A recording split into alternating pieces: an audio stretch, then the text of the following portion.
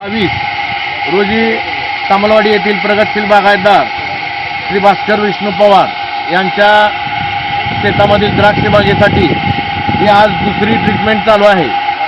19/10/2022ला एक वेळेस डोस दिलेला आहे मुळ्या चालू करण्यासाठी।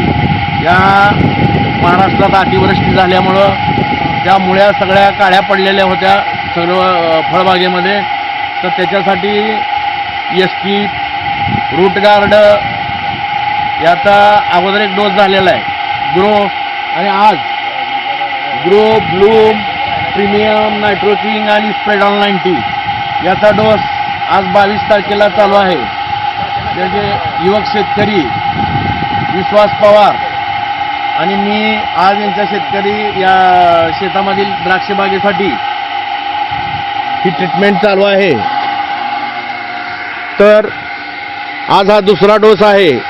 पहिल्या डोसमध्ये रूट गार्ड SP ब्लूम दिलेला आहे। तर घड अतिशय चांगल्या पद्धतीनं डेव्हलप झालेले आहेत, बाग चांगली फुटलेली आहे, जवळपास एक काडीला 4 घड निघालेले आहेत। आणि अतिवृष्टीमुळं फार मोठा प्रॉब्लेम यावर्षी द्राक्षबागा आणि इतरही फळबागेमध्ये आहेत। त्यासाठी दरवर्षीप्रमाणे जवळपास हे 5वं वर्ष आहे।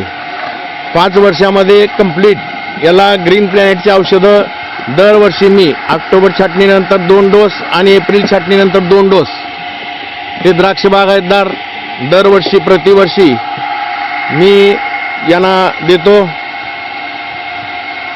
तर आज 22 तारखेला यानंतर ही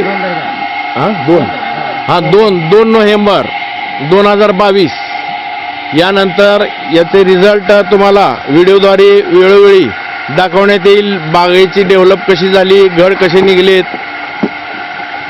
धन्यवाद। जय हिंद, जय महाराष्ट्र।